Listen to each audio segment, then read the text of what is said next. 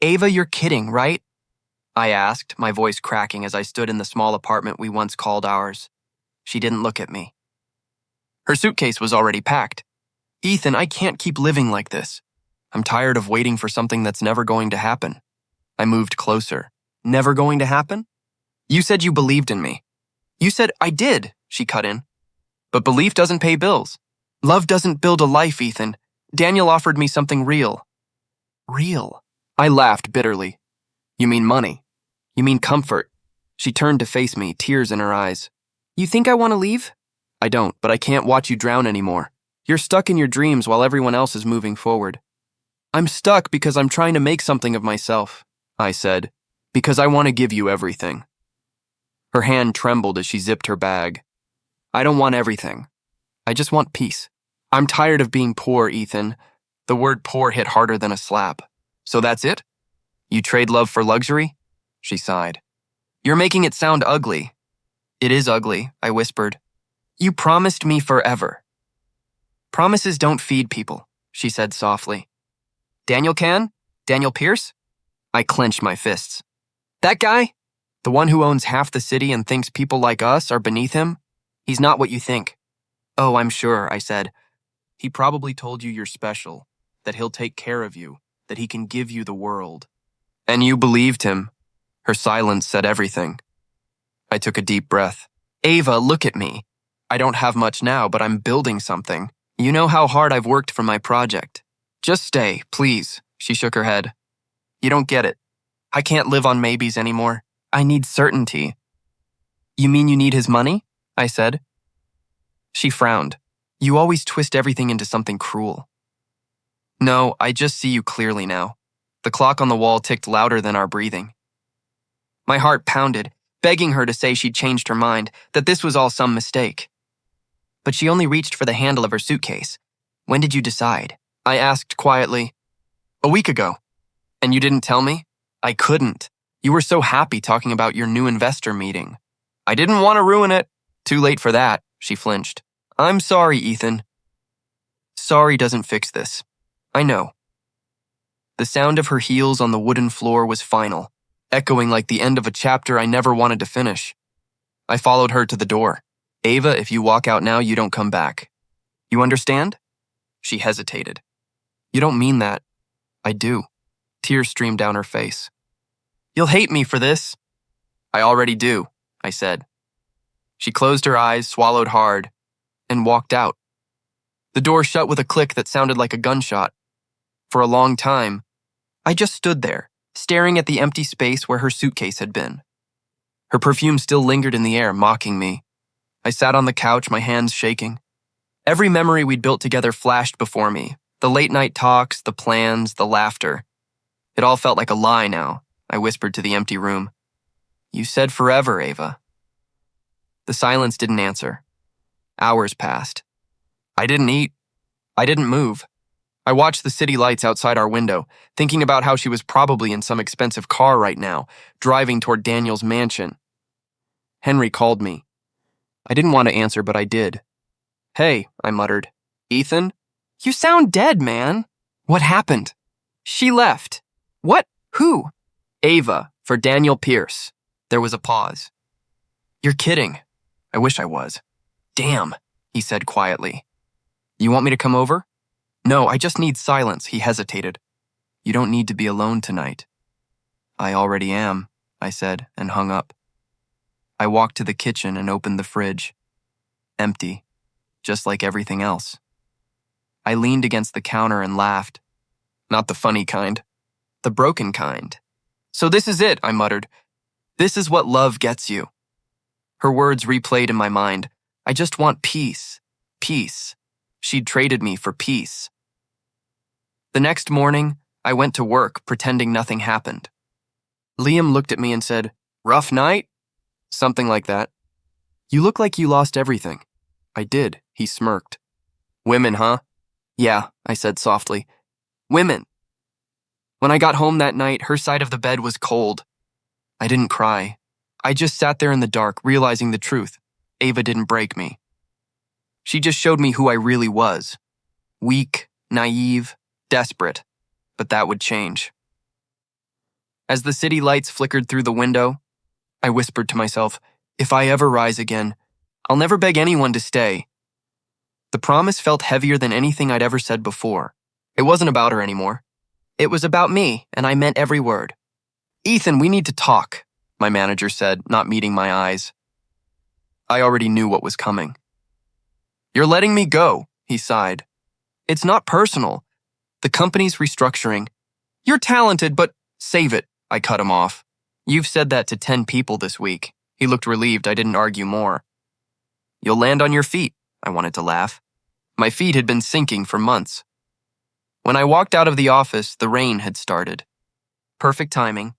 I shoved my final paycheck into my pocket and muttered, so this is how dreams die, quietly. At the cafe near the bus stop, I ordered the cheapest coffee. The barista smiled. Rough day? Something like that.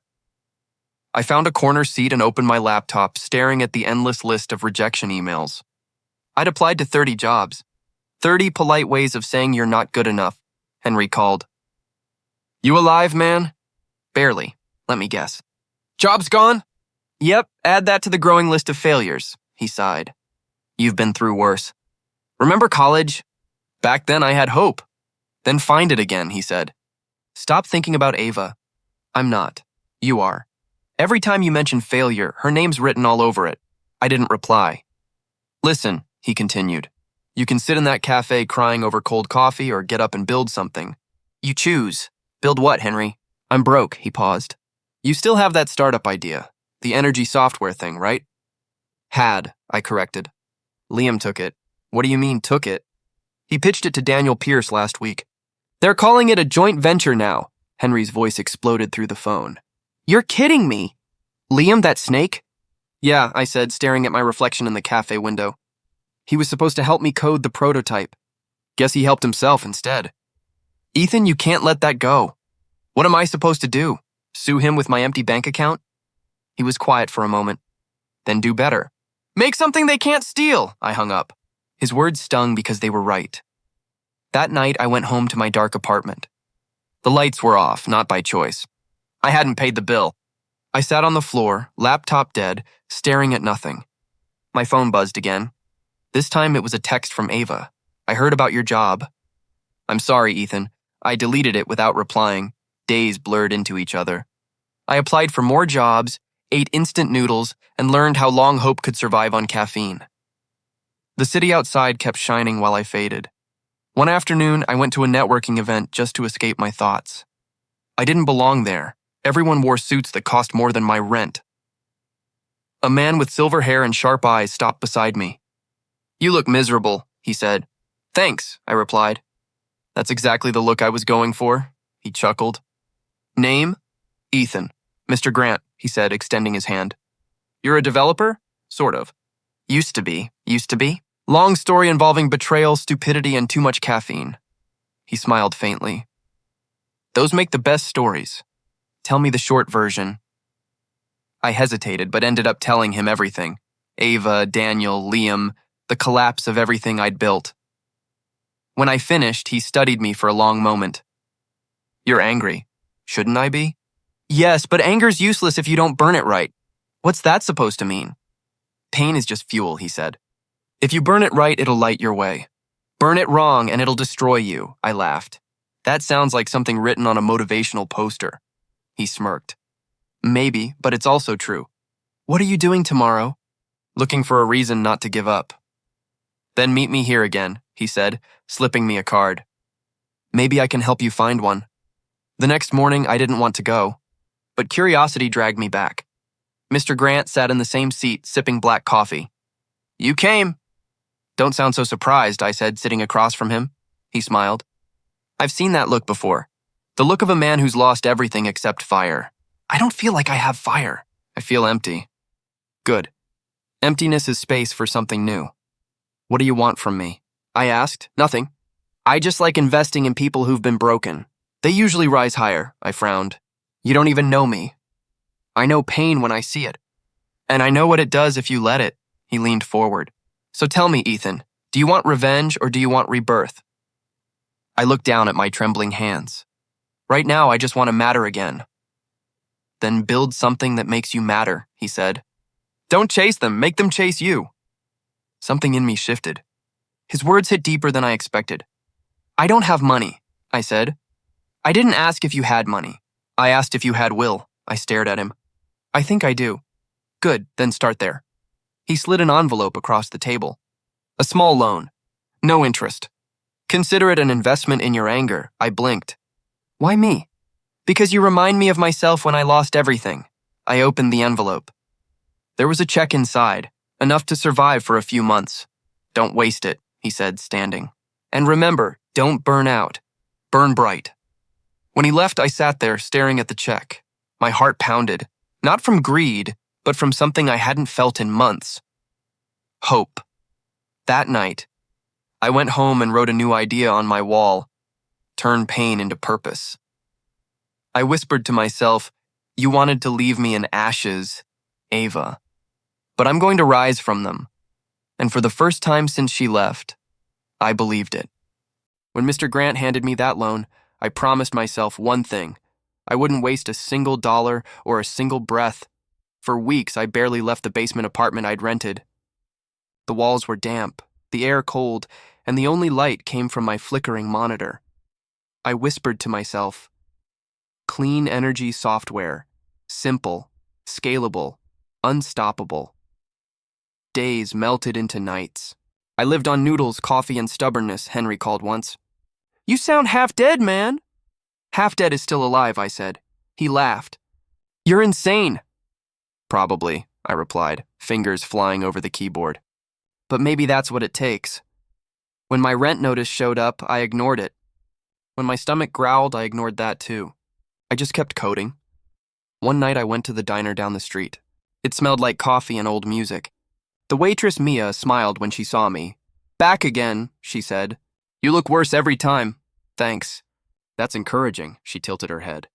You eat anything besides caffeine? Not unless it's free. She grinned and placed a plate of fries in front of me. Lucky for you, I like feeding lost causes. I looked up. Why? Because someone once fed me when I was 1. I stared at her for a moment, not sure what to say. You shouldn't do that. I can't pay you. Who said anything about paying? She said. Just don't give up on whatever's keeping you up all night. That line stayed with me. I took the fries home like they were gold. Over the next few weeks, Mia became part of my routine. She'd drop by the basement after her shift bringing sandwiches or soup. Still coding? She'd ask. Still failing, I'd reply. Then you're getting closer. Her optimism annoyed me at first. Then it became my anchor. One night, while debugging, I slammed my hands on the table. It's not working. Why the hell won't it work? Mia sitting nearby didn't even flinch. Because you're trying too hard to make it perfect. Let it breathe. Software doesn't breathe. You do, she said softly. And you're suffocating it. I leaned back, staring at the lines of code. You talk like you built something before. I've built survival, she said. It's harder. I didn't know what to say, so I just nodded. After she left, I reworked the code. I stopped forcing it. I let it flow. By dawn, it finally ran clean. No errors, no red lines. I whispered, it works. For the first time in months, I smiled. The next step was harder, pitching the idea. Henry tried to talk me out of it. You're not ready. Investors eat people alive. I've already been eaten, I said. Now I bite back, he sighed. Fine, just don't expect miracles. The meeting room smelled like money and judgment. 5 investors sat in suits sharp enough to cut through my confidence. So, Mr. Blake, one said, you're telling us this software can reduce energy waste by 30%? Not telling, I said. Showing. I opened my laptop and ran the demo. The graphs lit up smooth and steady. Another investor leaned forward. Impressive. But who's on your team? Just me. Alone? Yes, but I've failed enough times for 5 people. That made them laugh. I didn't. After the presentation, silence hung heavy. One investor whispered something to another. The oldest one leaned back, unimpressed. Ambitious, he said, but not realistic. You lack infrastructure, I nodded. Maybe, but I don't lack fire. They thanked me politely and left. I packed my laptop, ready to accept another rejection. Then a voice called out, "Mr. Blake, wait." It was one of the younger investors, maybe mid-30s. "I like your grit," he said. "You're raw, but the idea has potential. Let's talk numbers." For a second, I thought I'd misheard him. "You're serious?" "Completely. You'll need guidance, maybe a small team, but I'm willing to back you." I felt something burn in my chest. Not anger this time. Hope. When I stepped out of that building, the sun hit my face, warm and unapologetic. I called Mia right away. "He said yes," she laughed. "I knew it. You didn't even know what I was building. I didn't need to. You talked like someone who refused to lose." I smiled into the phone. "Thank you. For the food, the words, the everything." "Just promise me one thing," she said. "When you make it big, don't turn into the kind of man who forgets what hunger feels like." "I won't," I said quietly. "I'll remember every night I went to bed empty." That evening, I walked past the diner. Through the window, I saw Mia serving customers, laughing, alive. I didn't go in. I just watched for a moment, grateful. Back in my basement, I pinned a note beside my desk. "Kindness builds stronger than ambition ever will." Then I looked at my laptop, my messy lines of code, and whispered, "Let's rebuild everything they broke." And for the first time since I lost it all, I didn't feel like a failure. I felt like a beginning. 3 years. That's how long it took to rebuild what they broke. 3 years of sleepless nights, endless meetings, and quiet rage turned into discipline. When the car stopped at the city gate, I stared out the window. Same skyline, same air, same streets that once swallowed me whole. Only this time I wasn't the one crawling. "Mr. Blake," my driver said, "should I take you to the Soltech Tower first?" I adjusted my tie, staring at my reflection. "No, take me downtown." He looked confused. "Downtown? There's nothing there." "Exactly," I said. As the city blurred by, memories clawed at me, Ava's last words echoing in my head. "He can give me a life you never will." I clenched my jaw. "I did, Ava, just not with you." When the car stopped, I stepped out in front of a billboard. The sight hit me harder than I expected. Ava, smiling beside Daniel Pierce, her hand on his chest, their perfect world painted in lights. The caption read, "Pierce Industries, powering the future." I almost laughed. "Funny," I muttered. "I'm powering it too." My phone buzzed. Henry's name flashed. "Welcome back, big man," he said. "How's it feel to return as the city's golden boy?" "Like visiting a grave," I replied. He paused. "You saw the billboard, didn't you? Hard to miss. She looks happy." "People look happy right before they drown," he said. "Don't let it mess with your head." "I'm fine," I lied. "No, you're not. You're thinking of revenge."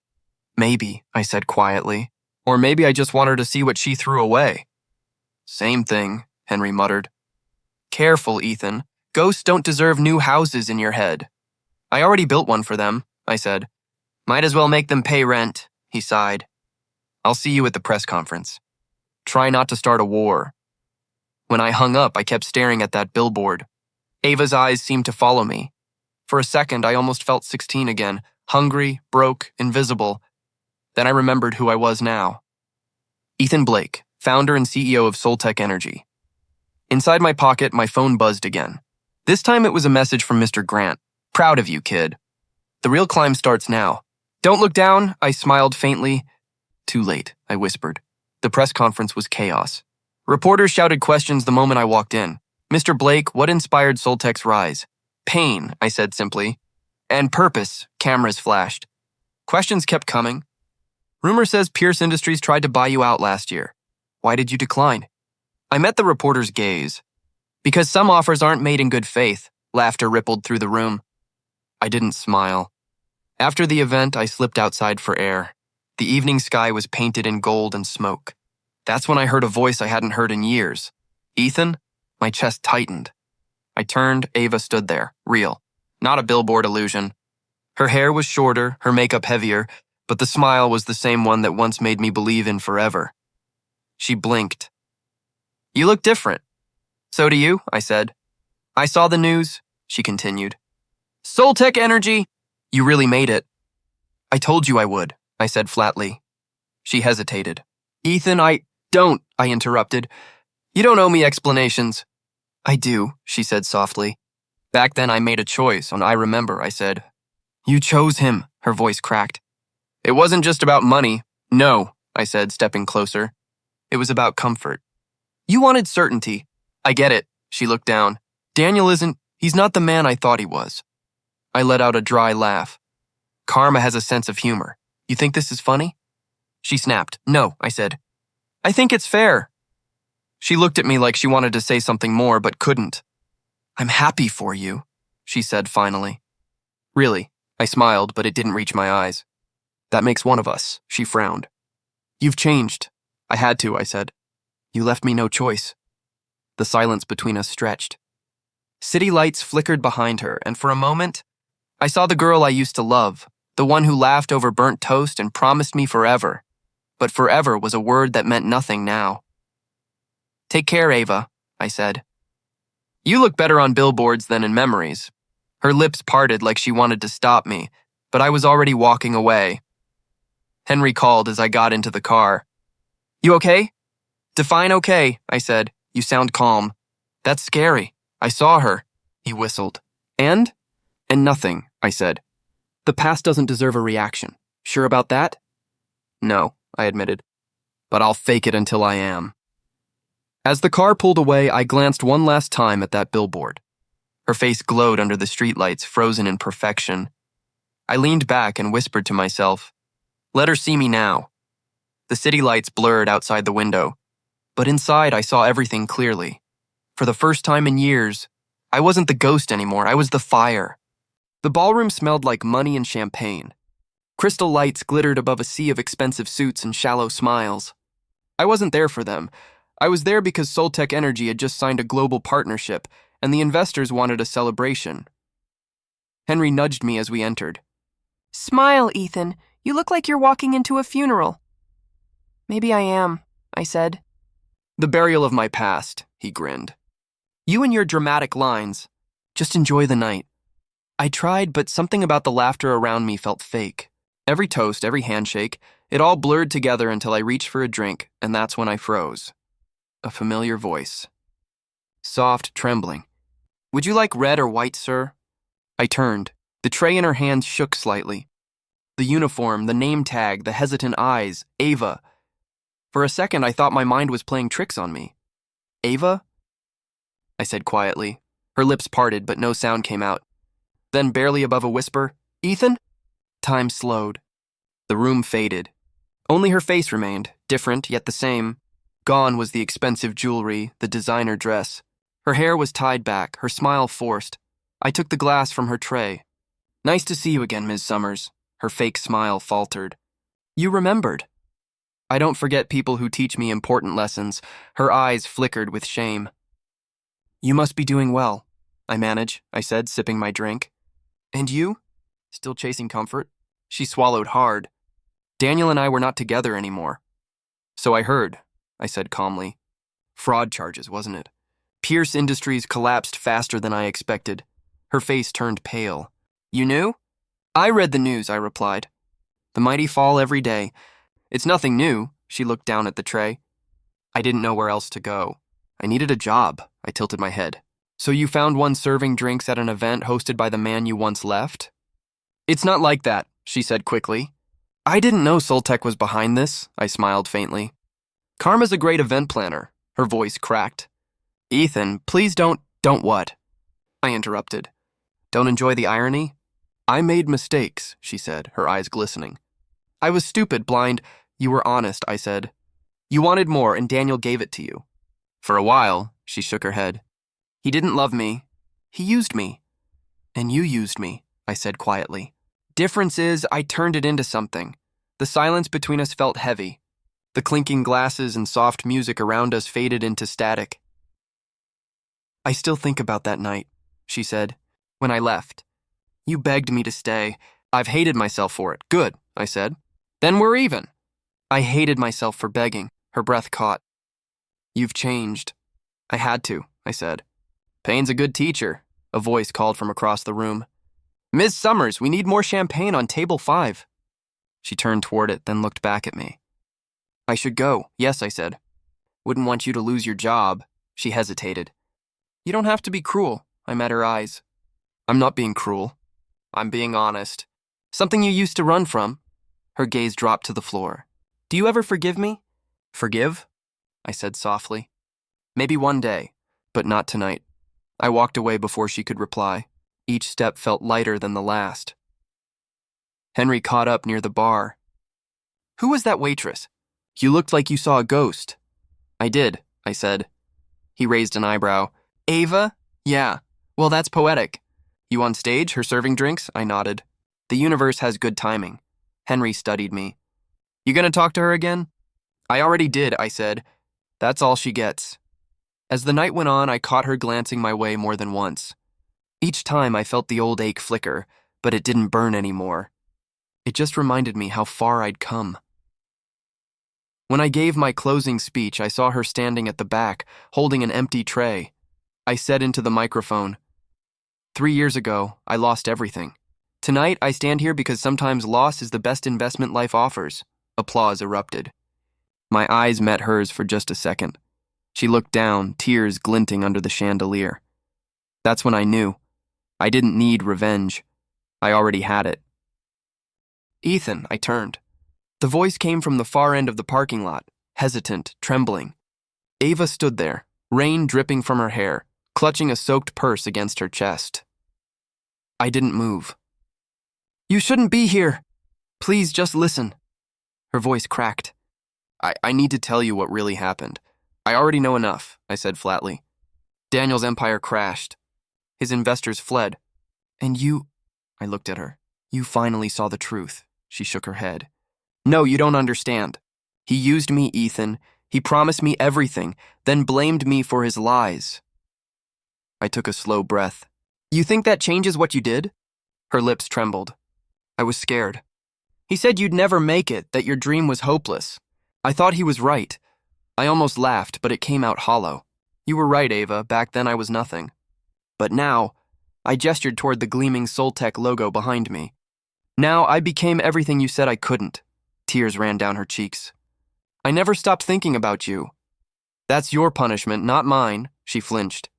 Silence hung between us, broken only by the sound of distant thunder. Then another voice cut through the rain. Mr. Hayes? I turned to see Sophia Pierce, Daniel's sister, standing by her car. She held an umbrella, her eyes calm but heavy. Ms. Pierce, I greeted. Didn't expect to see you here. I didn't expect to find you arguing with my brother's ex-fiancé either, she said, glancing at Ava. But maybe it's time you both stop pretending this isn't haunting you.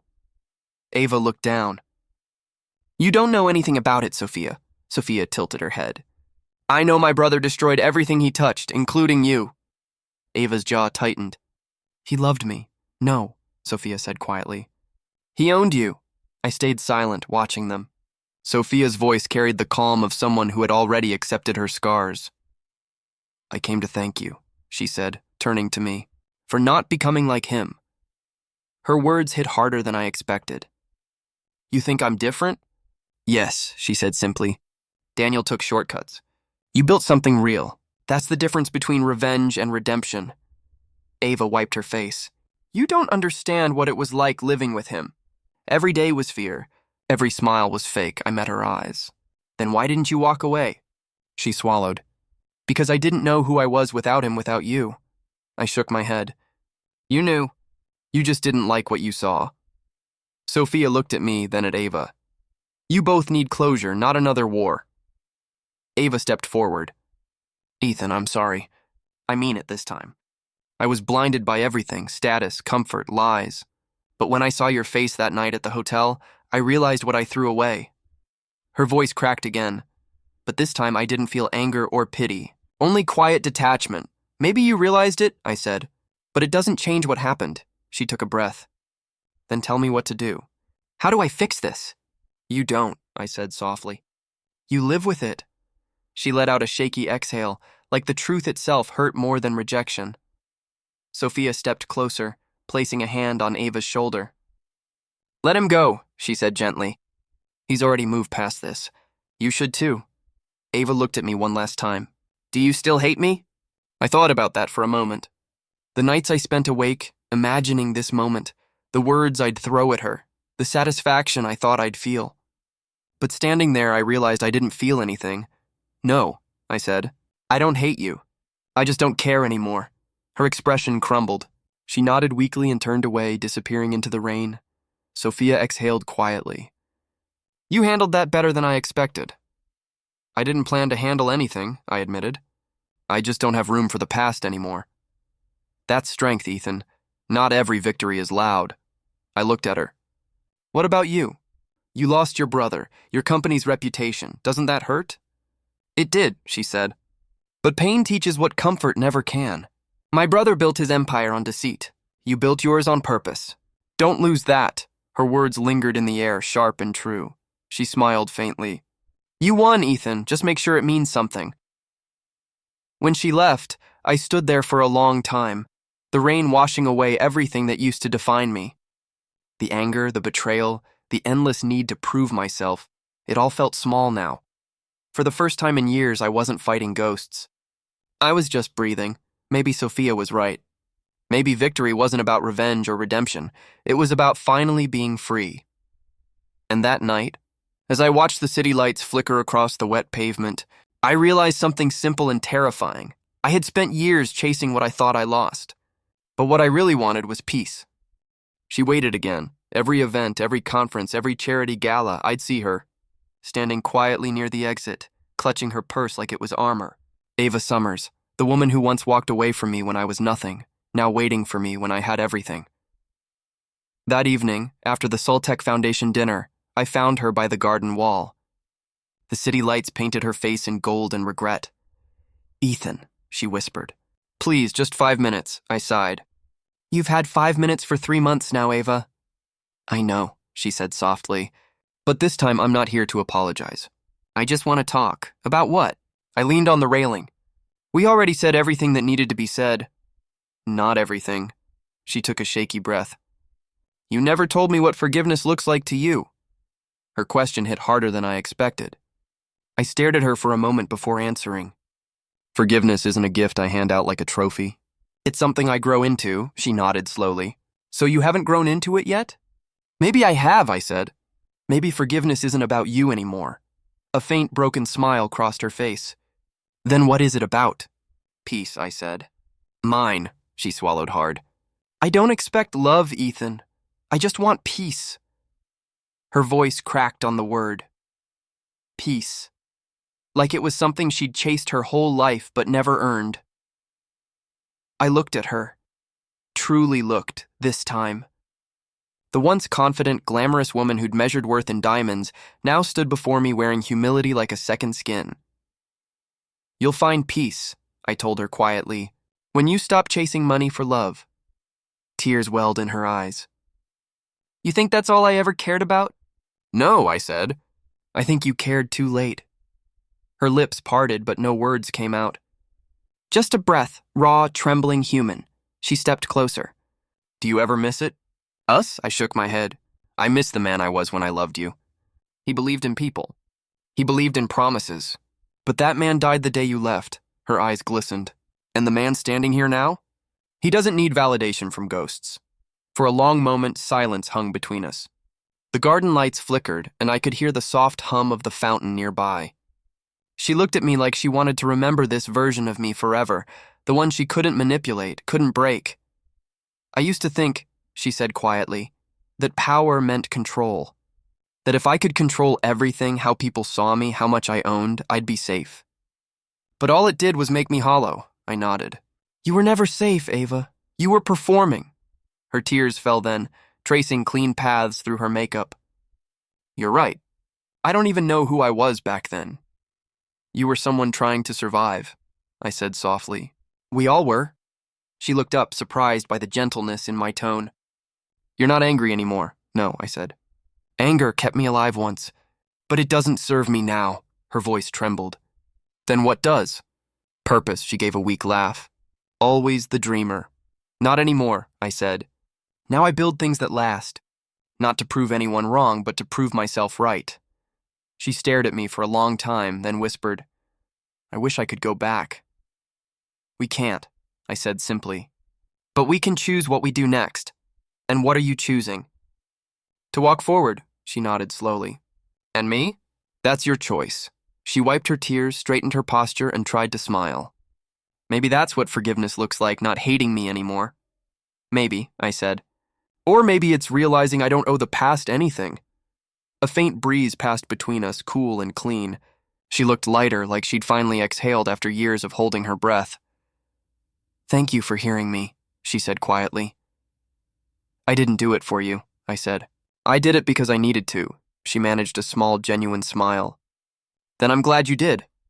I turned toward the exit, and she didn't follow this time. She just stood there, watching me walk away into the city lights. For the first time in years, I felt no bitterness, no weight pressing against my chest. Just clarity. Revenge hadn't destroyed her. It had rebuilt me. As I crossed the street, my reflection appeared in a glass window. Same face, same eyes, but something deeper had changed. The fire that once burned to prove my worth now glowed quietly, steady and calm. I thought about her last words about peace. Maybe we both deserved it in different ways. I smiled faintly. What forgiveness looks like, I whispered to myself, is finally walking away without hate. And under the city's hum, for the first time in a long while, I felt whole. The bell above the cafe door chimed softly as I stepped inside. It was one of those slow mornings where time felt suspended, coffee brewing, quiet chatter, sunlight dripping through dusty windows. And then I saw her, Ava. She stood behind the counter, wearing a simple apron instead of diamonds, her hair tied back, her expression calm. For a moment, the air between us thickened with everything left unsaid. She froze when our eyes met, but then she smiled. A faint, fragile smile that carried no pride, no expectation, just quiet acceptance. Ethan, she said gently. Didn't expect to see you here? Neither did I replied, keeping my voice even. Just stop by for some coffee? She nodded, fumbling slightly with the cup. Still take it black? I almost laughed. You remember? I remember a lot of things, she said, setting the cup in front of me. But I don't dwell on them anymore. I took the coffee, its warmth grounding me. Good, I said. The past has a way of keeping people trapped. Her eyes softened. And you? Are you free now? I thought for a moment. Yeah, I think I finally am. She looked down. You look different. I feel different, I said. Guess peace changes a person. A quiet pause settled between us. The hum of the espresso machine filled the silence where Heartbreak once lived. I heard about your company, she said. Soltec Energy. Everyone talks about it. I've been lucky, I said. No, she whispered. You worked for it. You always did. Her honesty caught me off guard. That's kind of you to say. It's the truth, she said. I used to think love was something you could measure by what it gave you. But it's what it costs that matters. I looked at her. Really looked. There was no bitterness left, just humility, maybe even peace. I'm glad you're doing okay, I said quietly. She smiled faintly.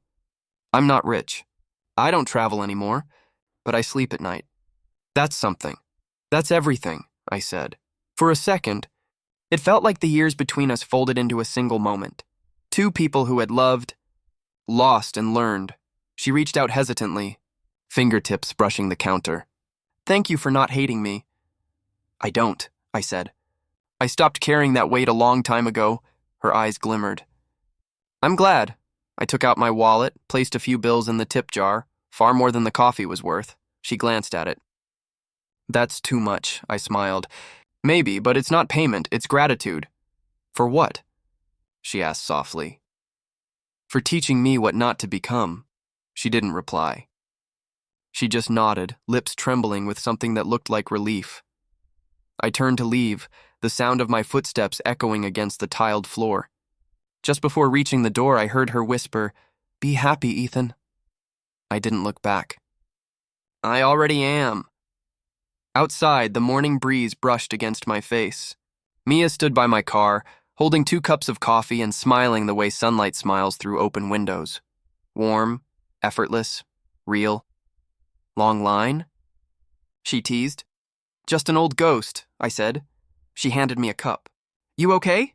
I took her hand, feeling the comfort of her touch. Better than okay. We walked toward the car, our fingers intertwined. As she opened the door, I glanced back at the cafe window. Through the glass, Ava was wiping down a table, humming softly to herself. There was no sorrow in her movements, only calm routine, quiet grace. Maybe she'd finally found her peace too. I got into the car and started the engine. As we pulled away, the cafe grew smaller in the mirror until it disappeared completely. I exhaled slowly, feeling something loosen inside me, an old chain breaking, a story ending the way it was meant to. Under my breath, I whispered, "Thank you, Ava. Without your betrayal, I'd never have become this man." Mia glanced at me. "What did you say?" "Nothing," I said with a small smile. "Just closing a chapter." She leaned her head on my shoulder as the city rolled by, alive, bright and full of beginnings, and in that quiet drive, I realized something. Some victories don't need noise, applause, or revenge. Some victories are silent, and this one, this piece, was mine. People call me Mr. Cole now. The title still sounds strange. Every time someone says it, I smile politely, but inside, I remember the nights I had nothing but a cold floor and broken dreams. At the last award ceremony, a reporter asked, "How does it feel to be one of the youngest billionaires in the country?" I chuckled. It feels like surviving a storm and realizing the calm was inside me all along. They clapped, took pictures, and wrote headlines about my success. None of them knew the truth. The fire that built me came from pain. After the event, Henry clapped me on the shoulder. "You did it, Ethan. You proved everyone wrong." I shook my head. "No, Henry, I didn't do it to prove anyone wrong. I did it to prove to myself that I could rise again." He grinned. "Still the same heart, huh?" "Maybe," I said. "Just stronger now." Later that night, I stood on the balcony of my penthouse, city lights stretching out like constellations of redemption. I could still see her face in the distance of my memories, Ava smiling the way she used to before greed took over. For a long time, I hated her, but hate is just another kind of chain, and I was tired of being bound. "I don't hate you anymore," I whispered to the wind. "You were the lesson I needed." Daniel's empire had long fallen. Liam's name vanished from every company board. Karma didn't need my help, it had perfect timing. And me? I became everything they said I couldn't. But what they never understood was that my real victory wasn't the money or the fame. It was peace. Mia walked out to the balcony holding 2 mugs. "You're thinking again," she said, smiling softly. "Guilty," I admitted, taking the cup. "About her?" "About who I was," I said.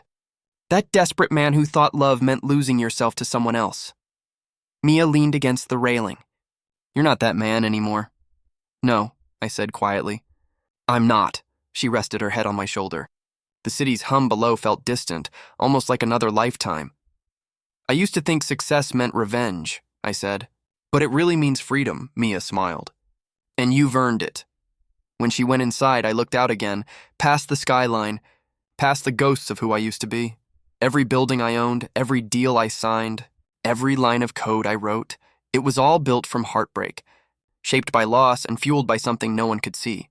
Now, when I drive past that old diner where I first met her, the girl who believed in me before I did, I realize something powerful. I didn't lose Ava. I lost the version of me that couldn't live without her, and that, more than anything, was my greatest gain.